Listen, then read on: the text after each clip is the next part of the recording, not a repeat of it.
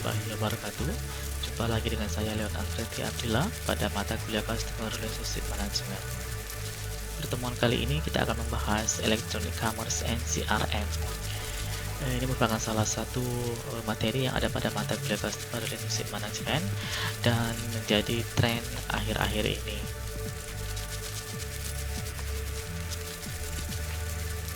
Saya adalah pengajar untuk mata kuliah ini. Perkenalkan, nama Leon Alfredi Abdillah. Saat ini posisi saya di Associate Professor pada Computer Science Faculty dan Information System Department. Saya juga terlibat pada sejumlah editor dan reviewer untuk berbagai jurnal maupun conference. Kemudian juga mengampu sejumlah mata kuliah, mulai dari HCI, KFS, CRM, itu sebagai koordinator, dan beberapa mata kuliah lain seperti proses bisnis, kemudian human capital management, database, data structure, ERP, information system, MIS, SGM, system analysis and development, serta yang lain-lain. Kemudian saya juga mentor untuk Pablon di New Zealand, kemudian consultant untuk activity baik itu academic, research, community, koordinator untuk grup research enterprise system. Nah, sekarang kita sudah mengenal atau memasuki abad ke-21 yang dikenal dengan istilah information economy. Jadi kalau pada masa lalu ekonomi itu sangat terkait misalnya hanya dengan tanah saja, emas ya, atau buruh. Nah, tetapi sekarang sudah mengalami pergeseran yang cukup drastis, yaitu information economy. Jadi ekonomi itu sangat tergantung dari informasi yang berkembang pada suatu bidang ya, atau pada masa itu. In the definition of establishment of information economy, the main production factor is human capital and the knowledge accumulated in it. Nah, jadi katanya faktor produksi utama itu tidak lagi di kapital, uang, atau emas, atau tanah ya, tetapi sudah bergeser kemana? Human capital. Garis bawah bukan lagi human labor, tapi human capital. Human capital maksudnya adalah apa? Orang yang memiliki akumulasi pengetahuan. Nah, jadi orang itu dia bisa berkreasi, bukan lagi mengerjakan pekerjaan-pekerjaan secara monoton, secara hours ya, tetapi dia menciptakan inovasi-inovasi terkait dengan bidang pekerjaannya ya. Jadi yang digaris bawahi adalah human capital and the knowledge accumulated in it. Sehingga muncul itu pada mata kuliah yang baru, misalnya ada knowledge management system. Nah, ternyata untuk customer information sources itu terbagi menjadi 7 ya. Yang pertama itu adalah government reports atau laporan yang dikeluarkan oleh pemerintah. Yang kedua private report, laporan yang dikeluarkan oleh pihak swasta atau non-government. Yang ketiga trade association atau dari asosiasi perdagangan. Yang keempat point of sales ya, atau titik-titik penjualan kita. Yang kelima adalah employee, jadi bisa dari karyawan kita. Yang keenam, information itu juga bisa kita dapatkan dari apa? Surveys yang dilakukan secara terus-menerus ya. Nah, dan yang ketujuh bisa saja information itu didapatkan dari focus group. Nah, jadi bagusnya kegiatan pada suatu perusahaan juga melibatkan focus group ya, dia melibatkan sejumlah stakeholder. Nah, oke, ini lah 7 sumber customer information ya, mulai dari government, private report, trade association, point of sales, employee, surveys, sampai ke focus group. Nah, jadi key contact point bisa saja sebelum kita mendapatkan customers ya, atau pada saat kita initial contact with the customer or prospect. Jadi di sini baru ada kontak awal ya. Lanjut ke early relationship, hubungan awal. Biasanya sudah mulai ada satu transaksi ya. Later in the relationship, ada repeat transaction barangkali. Kemudian at a pause of in the relationship, jadi dia ada pause ya, ada masa-masanya dia break sebentar, bahkan sampai ke at the end of the relationship juga perlu kita perhatikan. The computer is your friends, but not always the best friend katanya. Jadi tren sekarang semuanya sudah IT based, computer based ya. Sehingga komputer itu memang menjadi idola dalam setiap bisnis, termasuk dalam bidang CRM ya. Computers have changed the world of CRM. Yang pertama, provide the means of attainment of the data. Jadi sesuai dengan tadi information ya, maka komputer itu menyediakan banyak sekali data-data yang terkait dengan CRM ya. Struktur di data, penyimpanan data, and generate report based on the data. Kita juga bisa menghasilkan laporan dari data-data yang sudah terekam tadi sesuai dengan kebutuhan organisasi kita, gitu ya. Tetapi ya, that doesn't always necessitate a huge database. Apalagi sekarang dengan banyak sekali customer, tentu bahkan semakin banyak juga data rekaman datanya ya. Belum tentu seluruh data yang besar tadi itu dibutuhkan ya. In fact, sometimes it means just a sheet of paper or pencil. Kadangkala ya, kita hanya butuhkan apa? Selembar paper dan pensil aja untuk hal-hal tertentu. Ya, jadi tidak perlu yang canggih-canggih ya. Please keep this thing in mind when planning your databases. Jadi, pada saat mulai membangun customer atau CRM dari database, perlu juga kita perhatikan small computer have big capabilities. Sekarang bukan seperti dulu lagi ya, semakin besar lemarinya semakin besar muatannya. Kalau sekarang ukuran laptop komputer atau mainframe itu belum tentu ya isinya seperti itu, bahkan jauh lebih besar lagi ya, tergantung dari spesifikasinya. Even the best system can't do it all. Bahkan sistem yang terbaik pun belum tentu ya dapat memenuhi seluruh kebutuhan CRM dan customer kita. You get what you ask for. Jadi kita hanya akan mendapatkan apa yang kita program atau yang kita inginkan. Nah, seperti itu ya.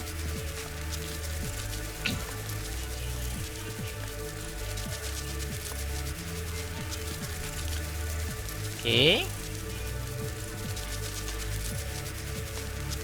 Jadi kita harus menggunakan komputer yang pas, kemudian sistem yang bersesuaian sehingga kita mendapatkan apa yang kita inginkan ya. Jadi tidak seperti magic ya, apa yang kita pikirkan langsung kita dapatkan, tetapi itu harus kita program ya, kita atur algoritmanya dan kita set ya, kita set teknologi yang ada pada software dan hardware yang kita pakai. Nah, ini ada sejumlah taktik ya. This tactic will make the challenge in a little easier. Yang pertama, ask for input upfront. Jadi sejak dari awal kita sudah mulai menginput. Tidak harus saat customer itu menjadi pelanggan kita, prospek itu jadi. Sebelum mereka jadi customer sudah mulai kita rekam datanya. Create the tools that ensure consistency. Gunakan tool yang menjamin konsistensi. Kemudian recognize that is work. Pastikan bahwa dia bekerja dengan baik. Use this open-ended question. Walaupun close-ended question itu baik, tetap dimodifikasi dengan open-ended question. Karena pada open-ended question, kita akan mendapatkan specific insight dari customer yang kita tuju ya. Tabulate the open-ended question. Walaupun open-ended question memiliki varian jawaban yang berbeda, tetap kita harus bisa mentabulasinya dengan baik ya. Don't view in black and white. Jadi jangan melihat sesuatu itu baik, buruk, jadi, tidak jadi. Setidaknya ada 5 skala ya. Mulai dari yang sangat ya, 100%, 80%, 60%, 40%, 20%. Dan jangan lupa juga selipkan ask why.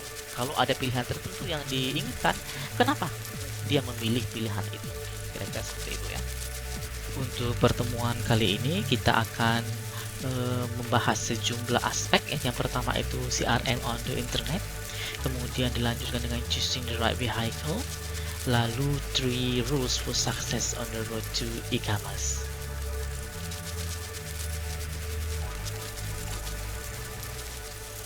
Agendanya kita bagi menjadi 5. Yang pertama itu terkait dengan introduction, dilanjutkan dengan CRM on the internet, choosing the right vehicle, 3 rules to e-commerce, dan ke assignment-nya.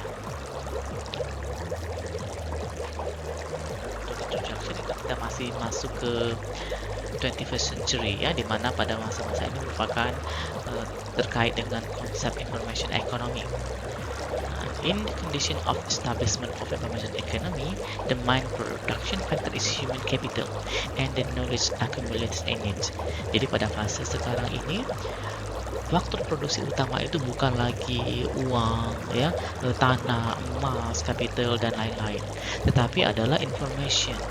Dan information itu terus-menerus diolah sesuai dengan knowledge yang ada pada staff atau yang ada pada suatu organisasi, sehingga dengan knowledge yang ada, para staff yang berkaitan dengan suatu bidang akan memproduksi layanan baik itu produk dan jasa berdasarkan informasi yang ada sesuai dengan knowledge terkini yang sedang berkembang pada bidang tersebut.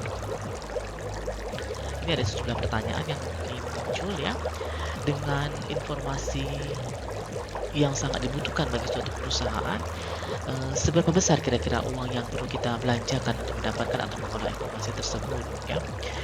Kemudian sejumlah informasi juga sudah bersifat canned data ya, artinya sudah disediakan oleh pihak-pihak tertentu. Apakah data-data tersebut berharga? How can you get just what you need without being swamped by meaningless statistic? Bagaimana dari data yang sangat besar tadi, apalagi pada sekarang zaman big data, kita hanya mendapatkan data-data yang sesuai dengan kebutuhan kita saja. Tidak perlu data yang sebanyak tadi itu semuanya diadopsi ya. Kemudian karena terkait dengan customer perlu diperhatikan juga, what if your customer want for points? Ya.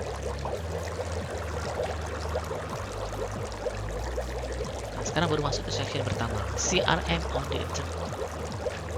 The internet can enable you customer relationship management in strategy in 3 ways katanya ya. Jadi dibagi menjadi 3 level. Yang pertama, getting information out to customers. Artinya mendapatkan informasi kepada customer. Yang kedua, getting information back from customer. Mendapatkan informasi balik dari customer. Baru yang ketiga adalah e-commerce sales ya.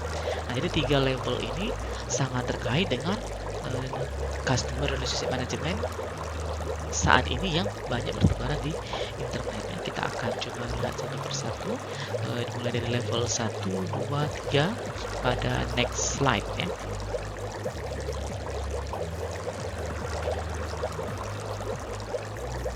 Pada level pertama, getting information out to customers. The research of the internet may reveal your passive presence in a number of ways. Here just view katanya ya. Jadi pencarian di internet itu bisa ada menyebabkan apa? Passive presence katanya ya. Contohnya misalnya electronic yellow page.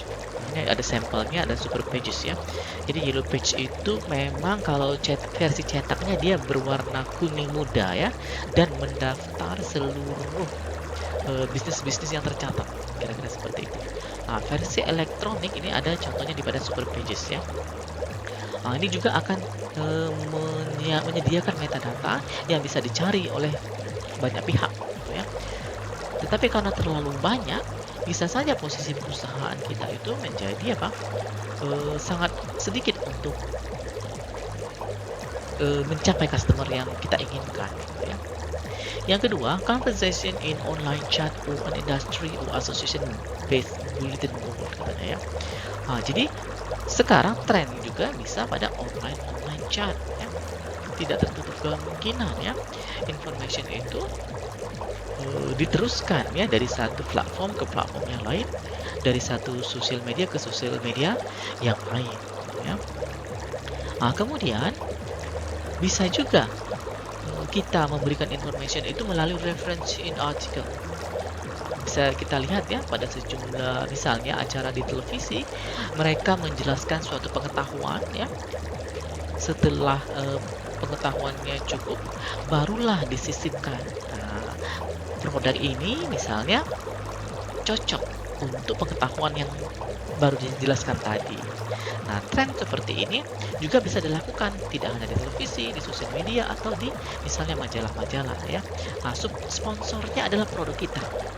Sehingga untuk customer-customer yang memang knowledgeable atau good education, mereka cenderung tertarik dengan mode seperti ini. Jadi dia tidak hanya tertarik pada harga yang murah atau tampilan yang menarik atau bintang iklan yang sedang populer, tapi mereka fokus pada knowledge yang terkait dari produk tersebut. Nah, ini ya. Jadi sejumlah alternatif bisa kita gunakan semacam yellow pages-nya ya. Mungkin ada semacam portal tertentu yang menampung informasi banyak sekali produk ya. atau bisa melalui online platform, atau bisa juga yang lebih knowledgeable lagi itu kita gunakan semacam reference in the article, baik itu di broadcast di televisi ya, atau diviralkan di sosial media, atau juga mungkin kita masukkan ke online magazine atau newspaper. Level kedua, getting information back from customers. First, you can simply have an email address and make it available to your customers. Nah, jadi di sini ada bagaimana mendapatkan informasi balik dari customer ya. Yang pertama, kamu bisa dengan mudah have an email address and make it available to customers. Jadi sewaktu kita berkomunikasi dengan customer, kita cantumkan email yang bisa mereka hubungi.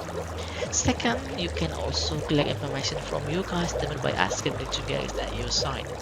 Nah, jadi bisa saja untuk pelanggan-pelanggan yang mengunjungi good tenant kita, mereka kita tanya ya apa yang mereka butuhkan, apa yang mereka inginkan, dan apa yang menjadi prefer mereka, dan bisa kita supply ya.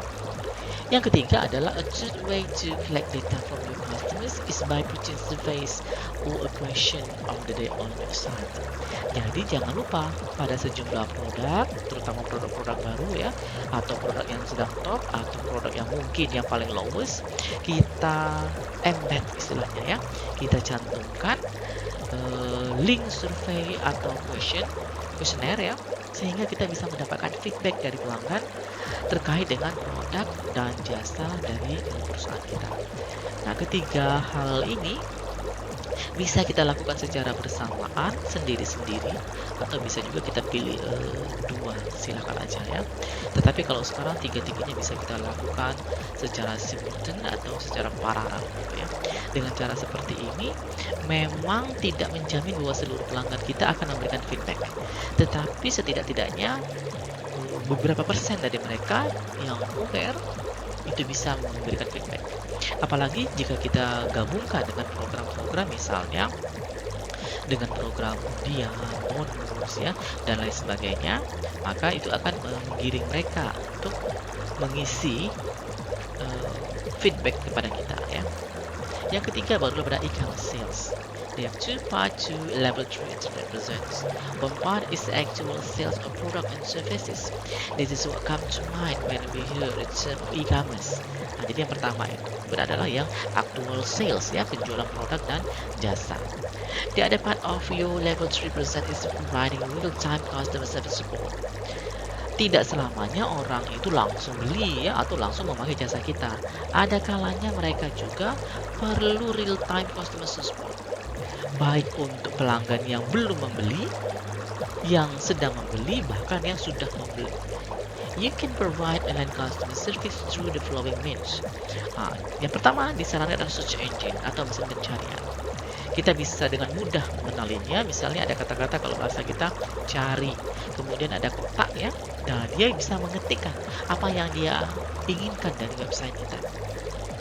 Kemudian bisa juga dilengkapi dengan FAQs ya, frequently asked question, pertanyaan-pertanyaan yang sering diajukan. Nah, jadi setiap kali ada customer kita yang bertanya tentang produk dan jasa kita, usahakan itu direkam, dan apabila ada pertanyaan yang mirip-mirip, maka kita coba generalisasi pertanyaan tersebut menjadi FAQ. Nah, tujuannya adalah menghemat sistem customer service kita untuk melayani pertanyaan-pertanyaan yang setipe. Yang ketiga bisa juga live help. Kita bisa gunakan semacam chatbot atau mungkin virtual customer service untuk melayani pertanyaan dari pelanggan kita. Kalau memang stafnya memungkinkan, bisa langsung live, kebetulan ada ya. Tetapi sekarang trennya bisa ada virtual customer service. Atau yang keempat, online order tracking. Nah, jadi kita bisa mendapatkan data ya real time itu dari online order tracking. Apalagi sistem sekarang pada marketplace ya, kita juga bisa mendapatkan data-data apa yang dibeli oleh pelanggan, cara pembayarannya, kemudian sistem dia membeli itu apa ya, kemudian kecenderungannya seperti apa, atau bahkan track layanan apa aja yang dibuka oleh customer tersebut.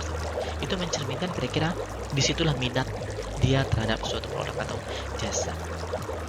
Choosing the right vehicle. Choosing the right e-commerce vehicle for you and your customers is two-step process. Ada 3 proses katanya. Step 1 is to go back to your customer relationship management strategy. Balik lagi ke strategi yang sudah kita pelajari sebelumnya ya. Step 2 is to plan out where you want to go.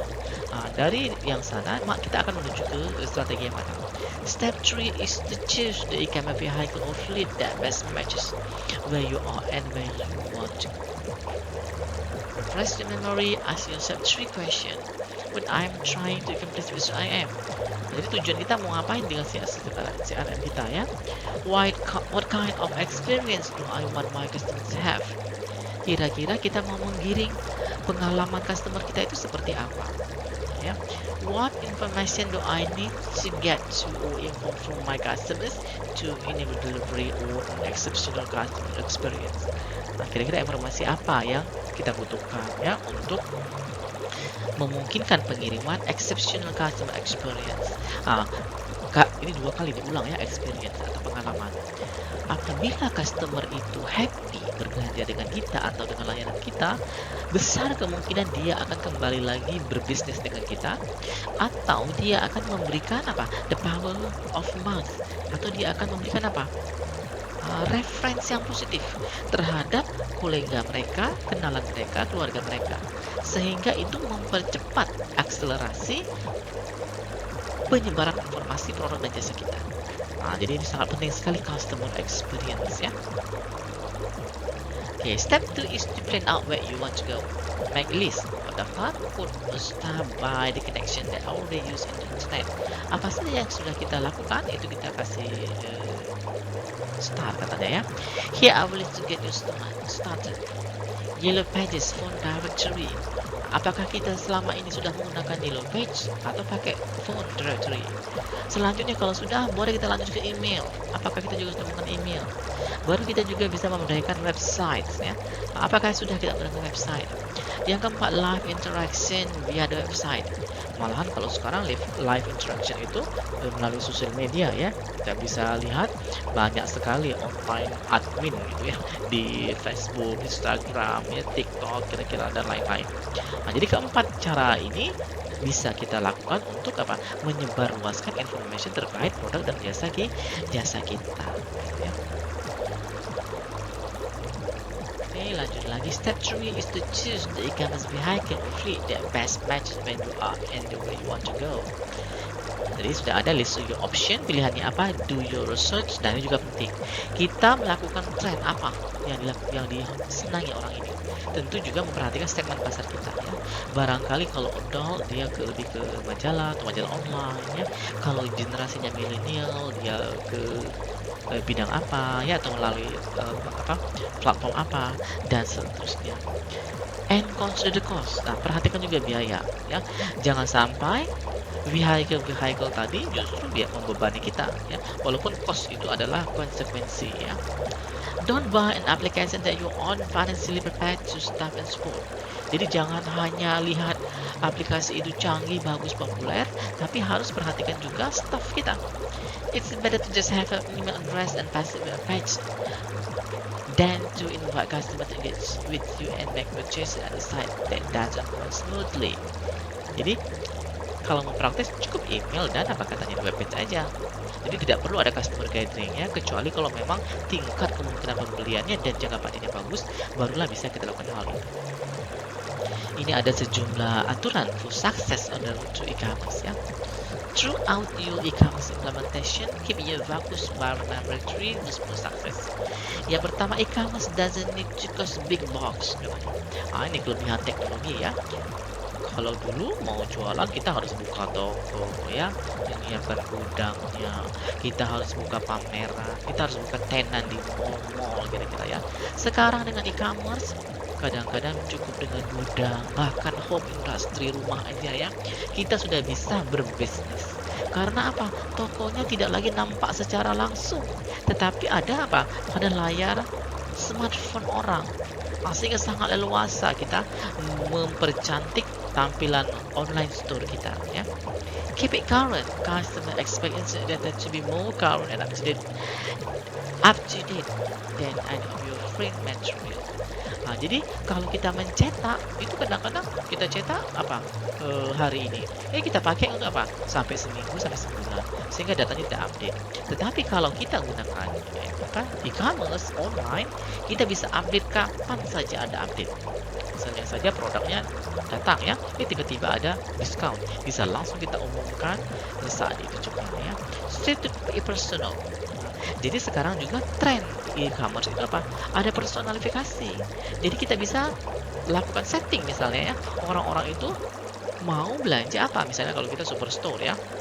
Ada orang yang belanja hobinya fashion, ada yang hobinya misalnya elektronik, ada yang hobinya communication, ada yang hobinya outdoor activity. Nah, jadi mereka sebagian itu cenderung tidak mau diberikan informasi yang tidak terkait dengan hobi atau activity utama mereka. Nah, jadi e-commerce itu bisa ditambahi fasilitas setting sesuai dengan minat dan interest dari customer.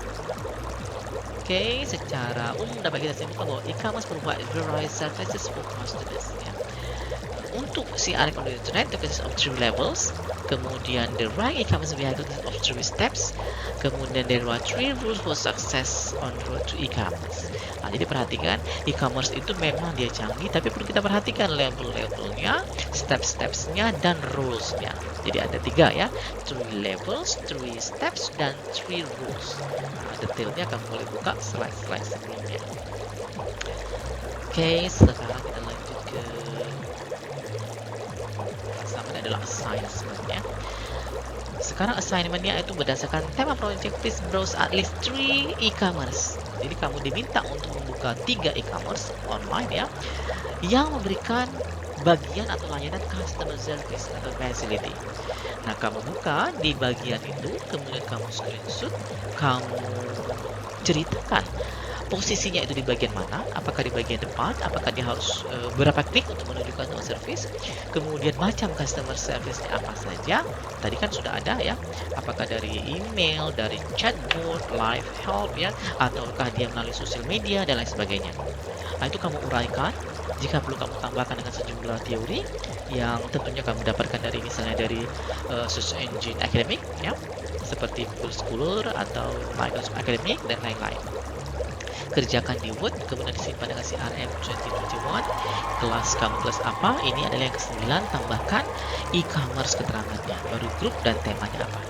Usahakan website itu terkait dengan tema masing-masing ya. Jadi kalau misalnya kalian terkait tema kuliner, maka tentu e-commerce yang berkaitan dengan kuliner ya.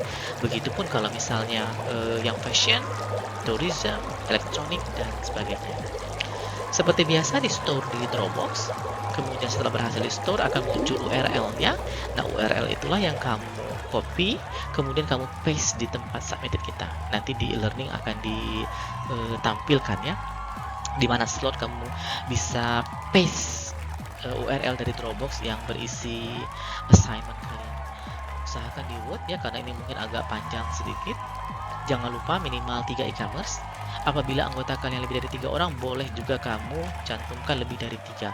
Nah, itu juga bagus sebagai referensi kalian, tidak hanya untuk tugas akhir nanti, sampai juga bisa kamu gunakan untuk skripsi di akhir ya. Oke.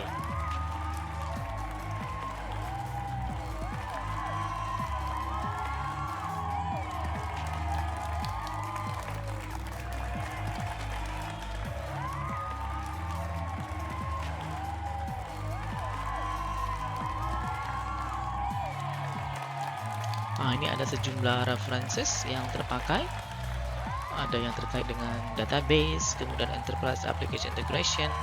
Mata kuliah ini juga terkait dengan knowledge management system, database, corporate information system, business modeling, CRM itu sendiri, baik dari Anderson maupun dari Battle ya. Kemudian juga dilengkapi dengan sejumlah penelitian. Ini ada Davis ya, kalau nggak salah ini tentang TAM. Kemudian juga dari Dwyer, dari Harris, Cabot ya, knowledge management system lagi. Ini juga terkait marketing management ya. Kemudian ini juga ada paper managing CRM dan internet. Kemudian juga ada dari Millman ya, bagaimana selling to key management, commitment, kemudian handbook of CRM, CRM capability ya, kemudian CRM dari Pillen dan Beltman, kemudian database system juga terkait, dan bonding and commitment in the buyer-seller relationship.